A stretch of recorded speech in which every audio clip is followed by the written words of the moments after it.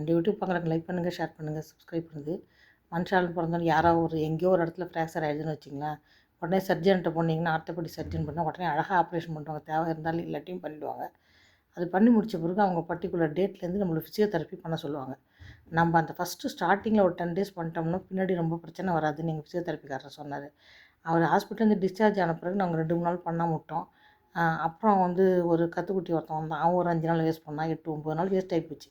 அதுக்கப்புறம் நான் எங்களோட ரெகுலர் ஃபிசியோதெரபிஸ்ட் பண்ணும்போது அவர் சொன்னது அதுதான். அது பண்ணாமல் விட்டதுனால இப்போ என்னாச்சுன்னா, தமிழ்காரங்கள்லாம் ரொம்ப கெட்டியான ஸ்கின்னுன்னு அவர் சொன்னார். அதனால் உங்களுக்கு சீக்கிரம் க்யூர் ஆகிறது கஷ்டம். 45 நாளுக்கு மேலே ஆகிடுது. இப்போ வரைக்குமே எனக்கு இந்த 3 விரல் தான் மடக்க முடியுது. 2 மடக்க வராது. அந்த மாதிரி ஆகிப்போச்சு. இவ்வளோ தான் வரும். இது சுத்தமாக இப்படி தான். இப்படி பண்ணுறதுக்கு வர்றதில்லை எனக்கு இந்த 2 விரலும். அந்த மாதிரி ஆகிப்போச்சு. அதில் ஃபிசியோதெரபிஸ்ட் என்னென்னா, இப்போ டாக்டருங்க ₹500 ஃபீஸ் வாங்குறாங்கன்னா, ஃபிசியோதெரபிஸ்ட் மினிமம் ₹400லேருந்து ₹1000 வரைக்கும் சார்ஜ் பண்ணுறாங்க. ஆனால் நிறைய பேர் அதனாலேயே செய்கிறத நிறுத்திடுறாங்க. அதனால் தயவுசெய்து அது மட்டும் கஞ்சத்தனம் பண்ணாமல் செஞ்சுக்கோங்க.